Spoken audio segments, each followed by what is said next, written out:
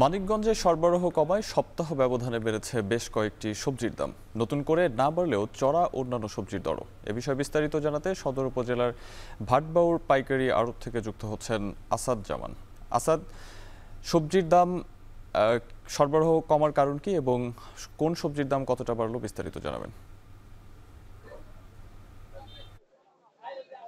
সাহাব, আপনি যেমনটি বলছিলেন, আমি এখন রয়েছি মানিকগঞ্জ সদর উপজেলার ভাটবাউর সবজির আড়তে। মূলত এখানে যে মানিকগঞ্জের যে পৌরসভা কিন্তু আশপাশের যে বাজারগুলো রয়েছে তার সবগুলো সবজির যোগান কিন্তু এই ভাটবাউর থেকে হয়। পার্শ্ববর্তী আরেকটি সবজির আড়ত রয়েছে, জাগির বন্দর আড়ত। সেখান থেকেও কিন্তু অন্যান্য জায়গার যারা বিক্রেতা রয়েছে, খুচরা বিক্রেতা, তারা কিন্তু সেখান থেকে সবজি কিনে কিন্তু খুচরা পর্যায়ে বিক্রি করে থাকে।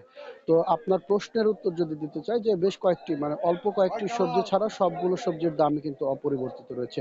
যেমন করলা আগে 70 টাকার করলা আজ বিক্রি হচ্ছে 75 টাকা কেজি দরে। 50 টাকার মূলা সেটা 55 টাকা, এবং কাঁকরোল 55 টাকার কাঁকরোল সেটা আজ 60 টাকায় বিক্রি হচ্ছে, এবং বরবটি 68 টাকার বরবটি কিন্তু আজ 70 টাকায় পাইকারিতে কিন্তু এই বাজারে বিক্রি হতে দেখেছি। অন্যান্য যে সবজির দাম অপরিবর্তিত রয়েছে, যেমন শসা 35 থেকে 40 টাকা, কচুরমুখী 18 থেকে 20 টাকা, বেগুন 50 থেকে 55 টাকা, কাঁচা মরিচের দাম 150 থেকে 155 টাকায় বিক্রি হচ্ছে। অপরদিকে ধনিয়া পাতা যেটা রয়েছে সেটা কিন্তু 60 থেকে 70 টাকায় বিক্রি হচ্ছে।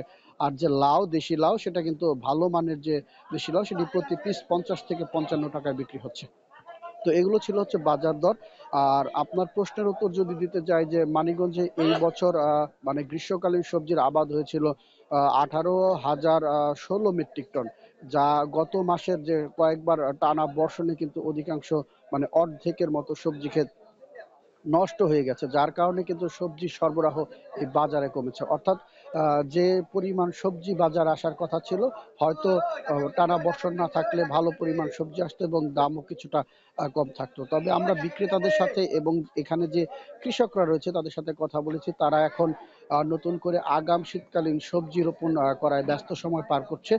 তারা আমাদেরকে জানিয়েছেন মূলত মাস দেড়েক এর মধ্যেই হয়তোবা যে আগাম যে শীতকালীন সবজিগুলো সেগুলো কিন্তু বাজারে ওঠা শুরু করবে। তখন দেখা যাবে যে আগাম শীতকালীন সবজি যখন বাজারে আসবে, তখন সবজির দাম গ্রীষ্মকালীন সবজি এবং আগাম শীতকালীন সবজি যখন মিলে যাবে বাজারে, তখন কিছুটা সবজির দাম কমবে, এমনটা আমাদেরকে জানিয়েছেন।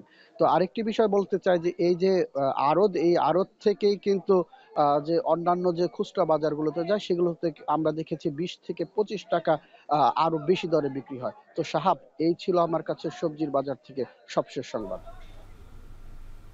মানিকগঞ্জের পাইকারি বাজারে সবজি সরবরাহ ও দাম নিয়ে বিস্তারিত জানাতে যুক্ত ছিলেন আসাদ জামান।